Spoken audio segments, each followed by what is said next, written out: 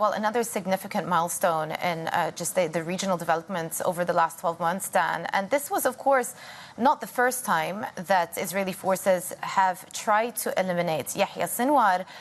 But what is emerging is that the operation itself was somewhat of a chance encounter. And it wasn't until much later that Israeli forces realized that they had actually killed Yahya Sinwar. Tell us what happened. Indeed, it would appear that this very dramatic development was a function of happenstance in the battlefield of southern Gaza. The Israeli Prime Minister, the Israeli Foreign Minister, saying on Thursday that it happened on Thursday, but the Israeli military gave quite a different account, saying it happened on Wednesday.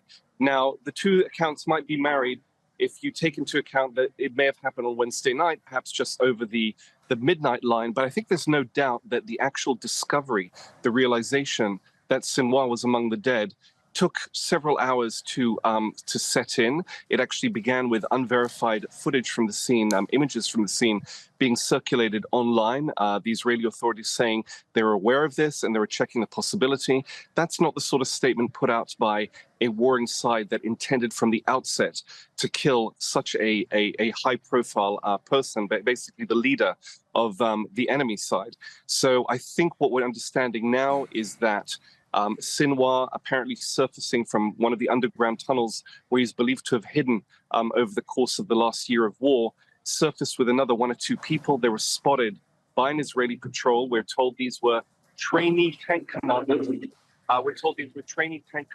Who were actually seconded to the Gaza offensive, so not really an elite tactical unit sent in, young conscripts, possibly as young as 19 or 20.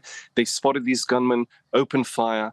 One of them, Sinwar, was wounded. You saw the drone footage of him trying to ward off a drone that was actually sent in to check what exactly had happened. And apparently quite soon after that, a sniper shot this man in the head, and he was later discovered to be Sinwar. So not quite the Abbottabad mission that Netanyahu might have hoped for. Abbottabad being, of course, where Osama bin Laden was killed by US Navy SEALs some years ago. But nonetheless, an achievement, and the Israelis are holding it up as an achievement. It might also be worth adding 2 points of symbolism.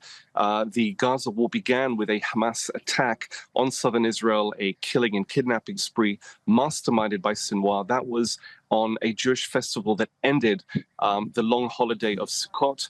And this killing of Sinwar actually was at the beginning of that same Jewish holiday this year.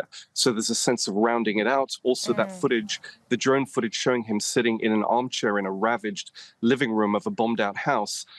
Just 3 years ago, during the last, or at the end of the last war between Israel and Hamas, Sinwar famously went on an armchair outdoors, outside rubble, and sat smiling in front of the cameras to flash the V sign for victory, as he saw it for Hamas. So there's also a sense of closure there for many Israeli observers.